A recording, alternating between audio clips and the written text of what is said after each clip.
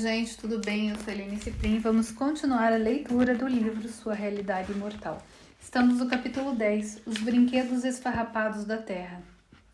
E a frase é: aqui o sonho da separação começa a murchar e a desaparecer, pois aqui a brecha que não existe começa a ser percebida sem os brinquedos do terror que tu fizeste.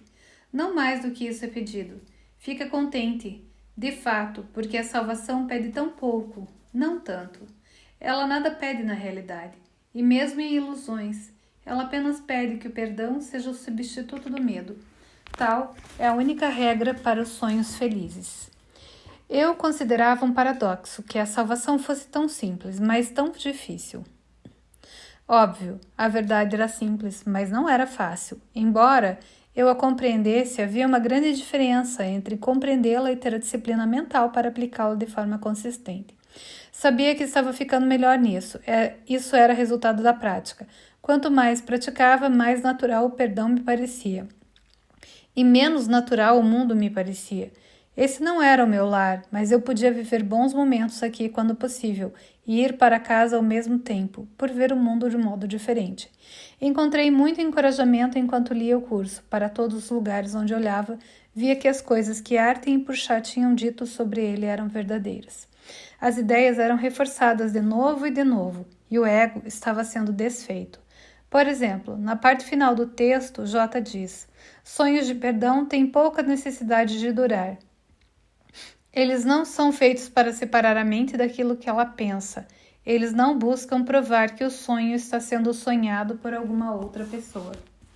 E logo em seguida, tu estás apenas sonhando e os ídolos são brinquedos com os quais sonhas que estás brincando. Quem tem necessidade de brinquedos a não ser as crianças? Elas fingem que governam o mundo e dão aos seus brinquedos o poder de se locomoverem, de falarem e de pensarem, de sentirem e de falarem por elas. Entretanto, tudo aquilo que os seus brinquedos aparentemente fazem está nas mentes das crianças que com eles brincam.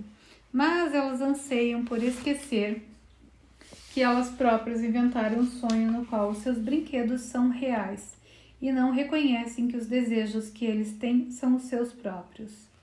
Pesadelos são sonhos de crianças. Os brinquedos se voltaram contra a criança que pensou tê-los feitos reais.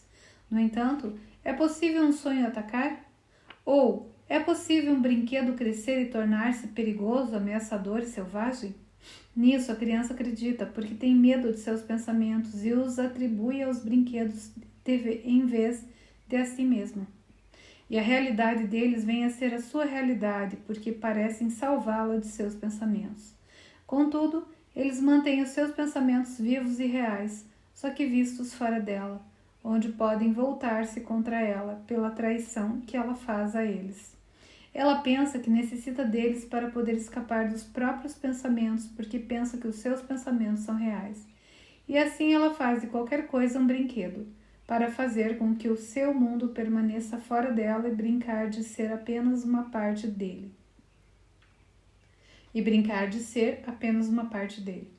Há uma época em que a infância deveria passar e acabar para sempre.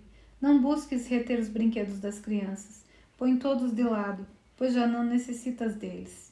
A beleza e a simplicidade que se ramificavam em complexidade e depois retornavam à simplicidade fizeram com que eu apreciasse o curso mais e mais conforme progredi em meu caminho com ele. Não pensava em mim mesmo como um professor do curso, mas apenas como um estudante. Sentia que estava no lugar certo, no momento certo, literalmente, e que tinha sorte de poder passar adiante minhas experiências. Também não me sentia um escritor. Minhas duas velocidades para escrever eram devagar, e mais devagar ainda. Quando me levantava de manhã, se tivesse que fazer uma lista das 10 coisas que mais gostaria de fazer naquele dia, escrever nem mesmo estaria na lista. Felizmente, era responsável apenas por escrever minha narração e inserir minhas notas, que compartilhavam algumas das minhas experiências e transformaram os livros na minha história pessoal. Essa era a minha contribuição. As conversas com Arten e Purchá eram entregues a mim em uma bandeja de prata. Minha parte nelas era divertida. E tudo o que eu tinha que fazer era transcrevê-las, embora fosse lento até nisso. Em maio, 2 semanas antes da próxima visita agendada dos meus amigos, fui a St. Louis pela primeira vez, dar um workshop. Eu me diverti muito subindo ao topo do famoso arco St. Louis e também assistindo a um jogo da Liga Nacional do Beisebol pela primeira vez. Tinha segundas intenções. Aquele era o parque no qual o Red Sox ganhou a World Series. E queria vê-lo antes que fosse demolido e substituído por outro estádio no final da temporada. Estava um dia lindo e a multidão ficou feliz com a vitória dos Cardinals, durante a qual eles fizeram 11 runs no primeiro turno. Fiquei feliz por eles não terem feito isso contra o Red Sox. Um cara chamado Pierce, que era amigo das pessoas que estavam organizando o workshop e também tinha lido o desaparecimento, se ofereceu para me levar até Cahokia, para que eu pudesse ver o lugar em que tinha vivido como um índio durante a época do Grande Sol. Pierce se tornou meu amigo, meu guia e amigo durante os vários dias que passei em St. Louis, e um homem chamado Carl foi conosco a Cahokia. Ao ser apresentado a Carl, senti uma familiaridade, como se fôssemos irmãos há muito tempo perdidos. Quando nos aproximamos do estacionamento, tive uma sensação estranha. Assim, ao entrarmos no estacionamento para estacionar o carro, percebi que tudo o que estava acontecendo estava sendo exatamente da mesma maneira que acontecera quando Arthur e Puxá usaram o método de transporte mental para mostrar minha futura visita até ali. Não é que fosse parecido, era uma cópia carbono. Cada pequeno movimento do meu corpo era exatamente o mesmo. As palavras ditas, a caminhada até a colina e a subida eram idênticas à primeira vez. A experiência era enlouquecedora. Aquilo estava claramente acontecendo naquele momento. Entretanto, já tinha acontecido antes. A única diferença era que, daquela vez, Arthur e Puxá não estavam lá, à vista. Até no topo da colina, por apenas alguns segundos, tive exatamente a visão da Cahokia de 1000 anos atrás que experimentei durante a visita do transporte mental. E mesmo durante aqueles poucos segundos da visão, olhei exatamente na mesma direção, sentindo que a casa do grande sol estava lá, na colina, mas sem olhar em sua direção, e vendo em minha mente as imagens exatas que tinha visto durante a mesma experiência anterior, que durou vários segundos. O sentimento esmagador que tive foi que aquilo, de certa forma, estava escrito e tinha que acontecer do jeito que aconteceu. Não havia nada que pudesse fazer a respeito disso. Se estivesse destinado a ir a algum lugar, era para lá que iria.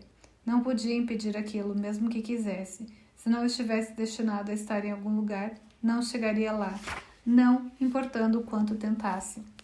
Aquilo estava predeterminado, um acordo feito antes do fato. Cada movimento, cada palavra, cada amigo, cada inimigo, era um roteiro do qual tinha acordado em participar.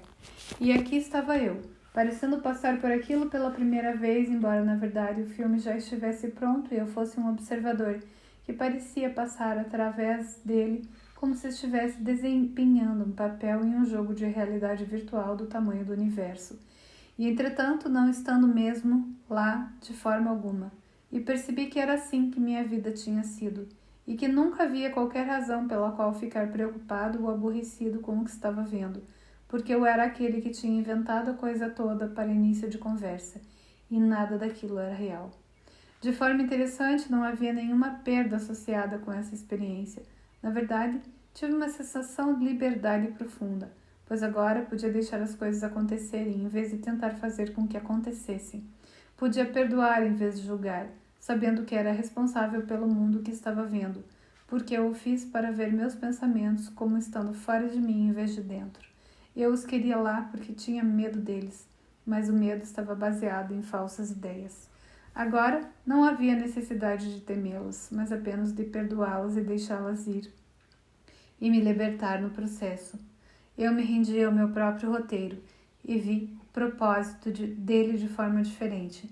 O que tinha me mantido prisioneiro agora era a minha passagem para casa. O resto da visita a Cahokia, St. Louis, aconteceu de forma exata que deveria acontecer, e minha experiência era de que não poderia ter acontecido de outra maneira. No final de junho, tinha acabado de voltar de uma viagem a Toronto, quando Arthur e Puxá apareceram diante de mim pela 10ª vez nesta série de visitas.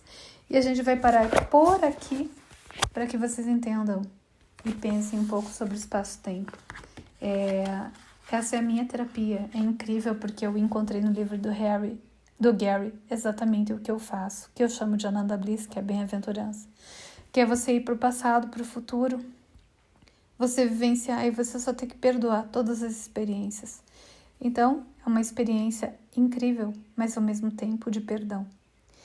É isso, gente. Quem quiser conhecer mais é só me chamar em inbox. Mas espero que vocês estejam curtindo o livro porque é uma mega experiência de perdão.